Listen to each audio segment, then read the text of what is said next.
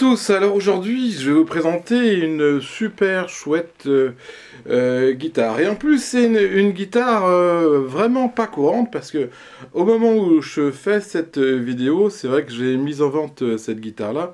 Et ben, je regardais sur les sites internet et même sur Ever pour voir si on trouvait ce modèle et pour savoir à quel prix était la référence. Et puis ben, je n'ai pas trouvé ce modèle sur internet. Donc c'est plutôt un modèle du coup PRS très très rare que je vais vous présenter. Alors ici nous sommes sur un modèle peu courant puisque nous sommes sur une PRS Swam H spéciale de 1997. Alors pourquoi c'est particulier cette PRS là? Bah déjà, elle fait partie quand même des premières PRS d'industrie ou d'usine. C'est le moment où il a commencé, je crois que c'était en 96, où l'usine a été faite et ils ont commencé à faire des instruments.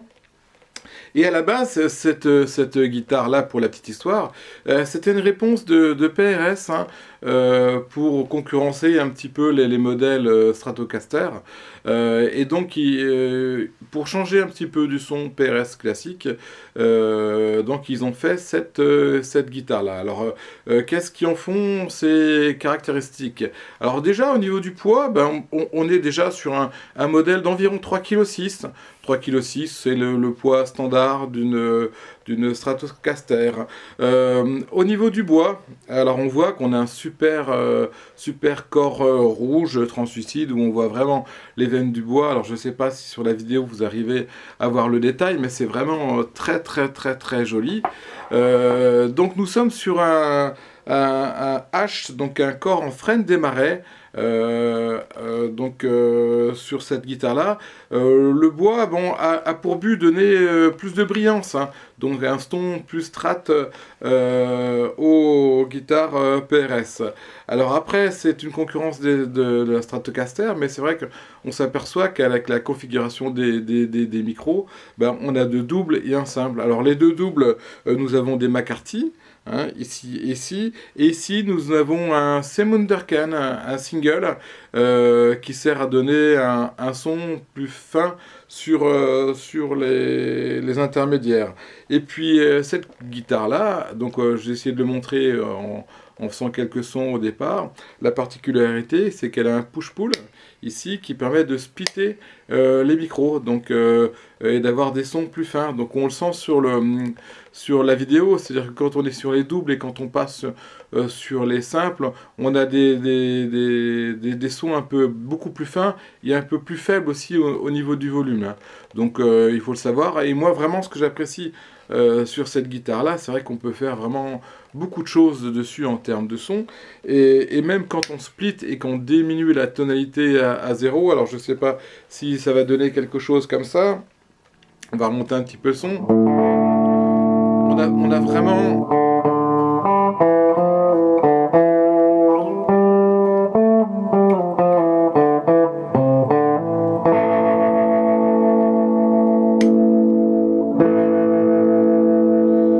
Moi, je trouve qu'on a un son très intéressant avec de la distorsion, un son très bon. Et vraiment, là j'étais sur le double, et quand on se met sur le micro bridge, c'est vraiment très bien. Donc voilà, donc c'est une guitare vraiment hyper polyvalente. Alors pourquoi elle est vraiment si rare que ça? Bah déjà 97, ce modèle-là a été créé en 96, donc 97, et puis après ces modèles ont été arrêtés, et récemment on les retrouve en modèle américain plutôt haut de gamme aujourd'hui, puisqu'ils ont été réédités. Et puis on le retrouve surtout en série SE, hein, donc des séries qui sont faites en Indonésie par PRS, je crois. Donc la particularité aussi et la rareté de ce modèle-là, il y a deux choses qui sont très rares. Bah déjà, c'est ce cordier fixe. Hein. C'est vrai que sur Internet, j'ai du mal à en trouver d'autres avec un cordier fixe de ce type-là. Et puis aussi, elle a une touche palissandre. Alors souvent, on les voit avec des touches érables, donc des touches... Voilà, la touche palissandre, elle va vraiment très très jolie. Donc on a une belle touche palissandre, ce qui n'est pas commun pour ce type de guitare-là.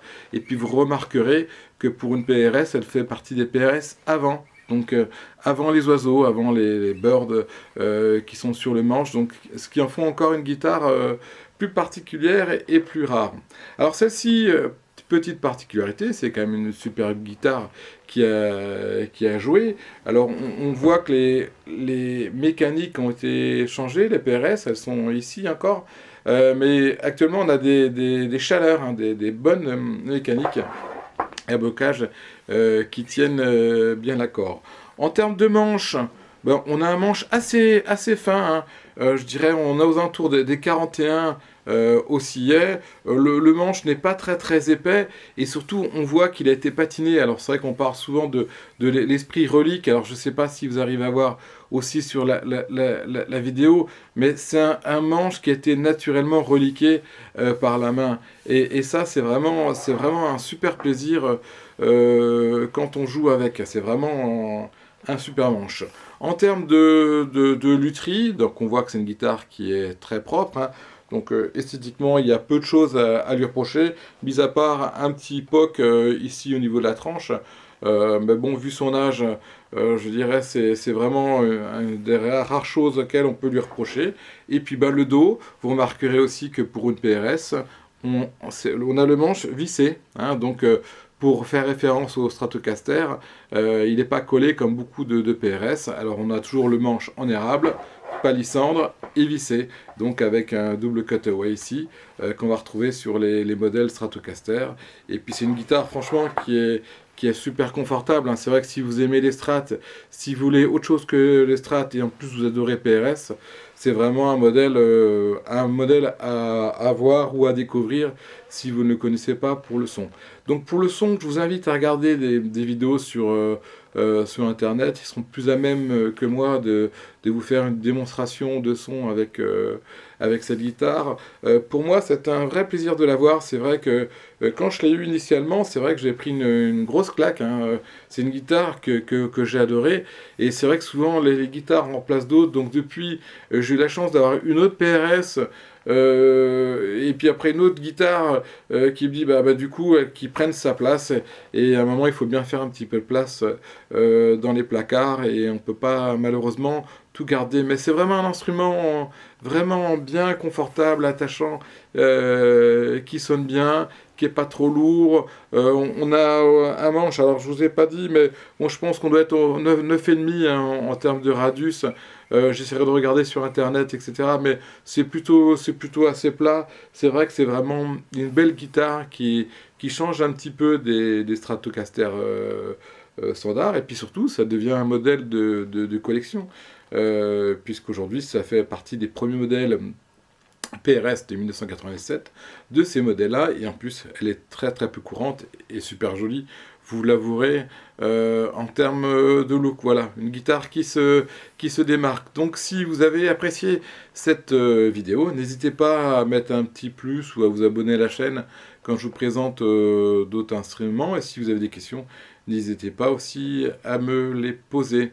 Voilà, je vous remercie de votre attention et je finis par vous présenter cette super PRS Swamp Ash Special de 1997. Bonne journée, au revoir.